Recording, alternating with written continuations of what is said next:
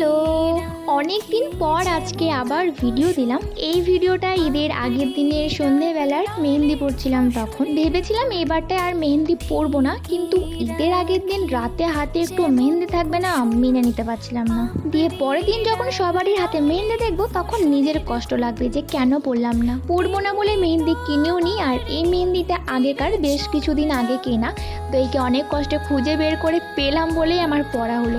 একদমই বেশি পড়িনি, খুবই সিম্পল। ভেবেইছিলাম আধ ঘন্টার মধ্যে যেটুকু হয় সেইটুকুই পরবো। বলে না, মন দিয়ে কোনো কাজ না করলে সেই কাজটা ঠিক করে হয় না, তেমনই হয়েছে। মেহেন্দিটা একদম বাজেভাবে পড়া হয়েছে আমার। আর এটা পরের দিন সকালে, মানে ঈদের দিন ওই 9:30 কি 10টা এরকম করে আমি আর আমার একটা বান্ধবী গেছিলাম মাঠের দিকে একটু ঘুরতে। আর ওখানে যা সুন্দর হাওয়া দিচ্ছিল, আর আমি হাতে করে কানের নিয়ে গেছিলাম যে যদি মন হয় তাহলে কানেরটা পরে দুটো ভালো করে ছবি তুলবো।